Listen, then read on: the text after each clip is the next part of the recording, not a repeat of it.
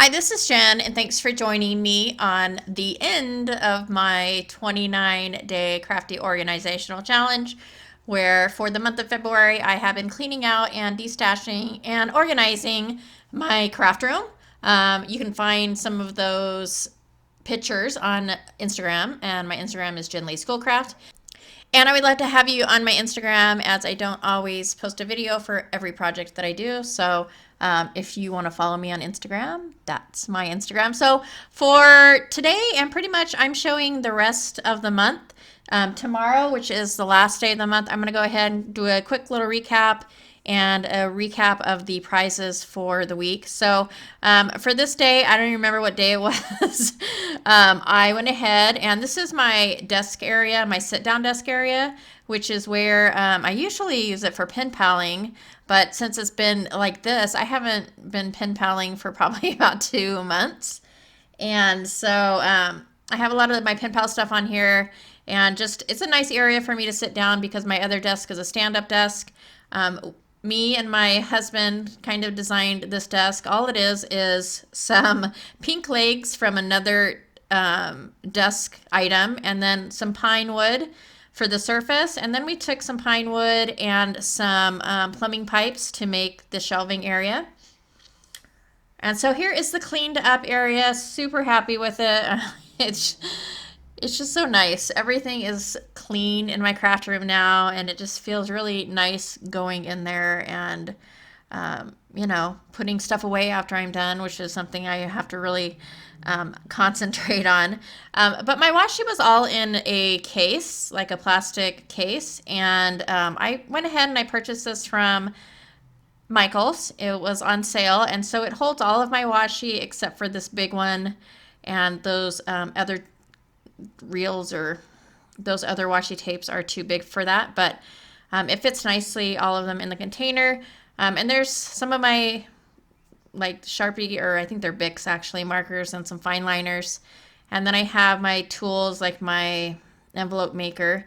And then these cards are Basil color cards. I got them at a yard sale years ago, and I just keep them for basically scraps. I know I didn't show this shelf really in the before, but I had a bunch of Spellbinders kits that I had bought one year because they were having a sale, I think during Christmas. So I got like 5 kits for $50. I didn't end up really using the kits, so I kind of tore them apart. I kept most of the dies, and then I took out the stuff that I didn't need or want, and that stuff is going in the D-stash. I didn't really do much with this area. It's kind of where I have a lot of my projects and decorations, and so that's pretty much the same. I have a little ribbon container in that basket and just a bunch of miscellaneous items. But I'm really loving it. I am super excited that I made it through the month, and it had its challenges, but I'm really happy about how it turned out. So here are my two carts. One of them is a Raskog Ikea cart. One of them is the Michaels cart.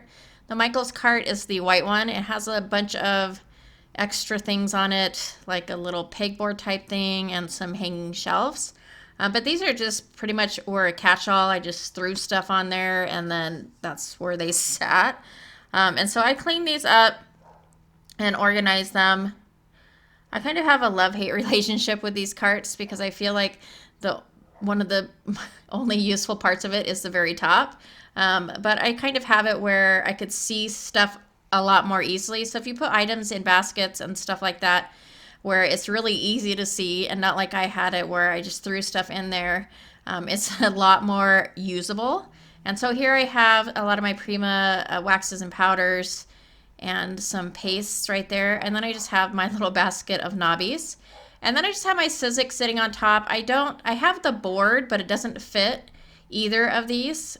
So it must fit like the other Michaels cart, but it does not fit the one with all the attachments. And so I use the board usually for a photo prop. And then I just grab my Sizzix when I need it and set it on my craft desk and use it that way. I really like these pegs, but for me, they're not super usable. So I just have some adhesives hanging there, and then the little pen holder. And then for my black cart, I went ahead and I took the white shelf from the Michaels cart and hung it on my black cart. and it has like some mixed media beads and stuff like that. This is just miscellaneous. I have my wire and just some knickknack stuff, and then some artist chalk, I think is what it is, and then my mixed media stuff. And this is how I store my ephemera. I did have them in those plastic photo cases, but they didn't all fit right here on this cart, and so now I have them stored in these plastic cases. And so these are from Close to My Heart. All of my Close to My Heart stuff that I've ever had has always been secondhand. And so since I don't have a lot of the stamp sets anymore, and the ones that I do, I have them stored with my stamps. I don't use these plastic pockets, but I kept them because they are very nice for storing items like this. And I think Sizzix sells like a plastic type of folder like this, but they're a little pricey in my opinion. So if you have these from Close to My Heart, or even if you were to find a used set of stamps somewhere like on a Facebook group or Craigslist or whatever, it's probably going to be cheaper to buy that and then use the stamps, and then you have the folders. I just find these are super useful. And I love them. So I didn't feel like going through these actually and looking through. I do every once in a while go, when I'm working on stuff, pull one out and use some pieces. But I don't have them organized as far as like category or brand or whatever. So that would be one thing that I would probably end up doing. But on the other side of those is my little stencil box. So I did the stencil organization, I think in week 1 or 2. And I wasn't sure where I was going to put the box, but it's perfect right here.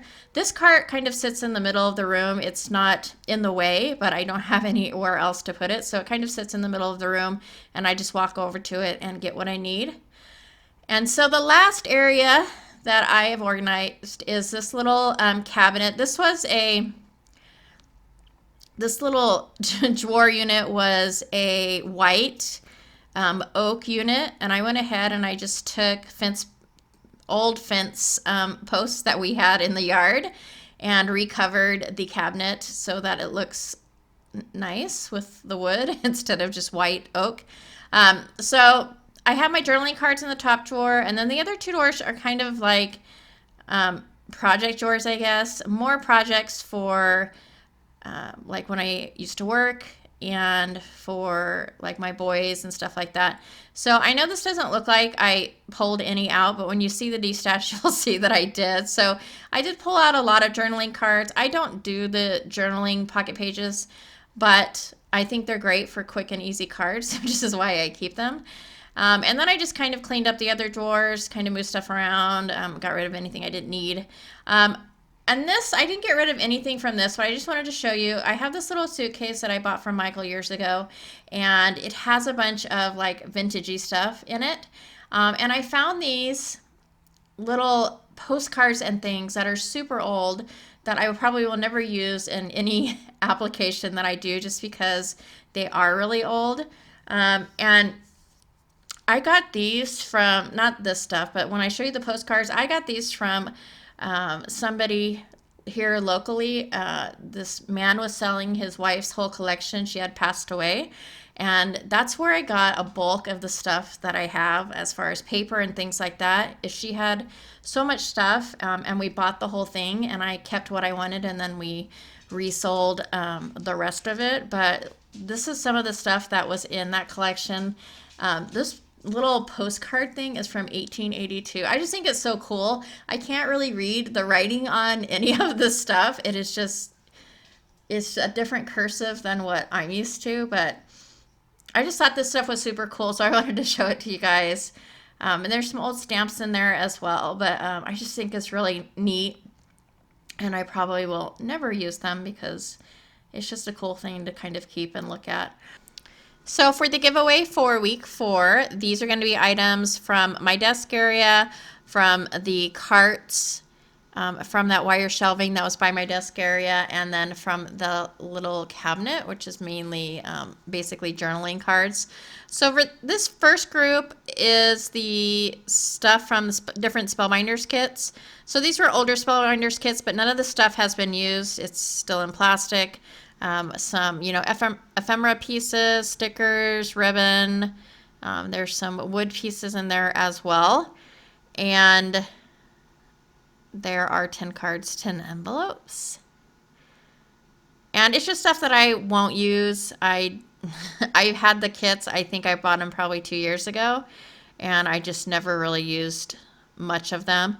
I do have some other kits that I will be showing you tomorrow that I'm going to throw in there. So in tomorrow's video, it's the last day of the month, and I'm excuse me, and I'm pretty much done. So tomorrow I'm just going to do a recap of the giveaway for week 4, and then I'm going to announce an additional giveaway, kind of like a surprise or a secret giveaway. I don't know what you want to call it. And then I'm just going to do a quick summary of the month and how it went for me, and maybe put a few still shots in case you haven't followed along with the whole series. This will give you a chance to kind of see some of the ways that I have organized without having to go back and watch the all of the videos for the month of February. So here are the journaling cards. There are some Stampin' Up! Journaling cards, and then just the regular Project Life journaling cards. These are the smaller ones, the 3x4s. So the drawer, I know, didn't look like I had taken much out, but I actually felt like I took quite a bit out. And like I said, I don't use them except for maybe to put together a quick card.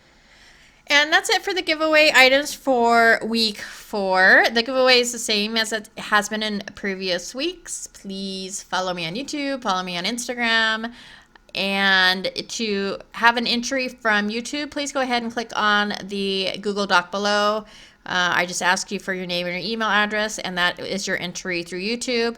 If you want an additional entry, you can always follow me on Instagram and leave a comment on that post as well, and that will give you another entry into the giveaway.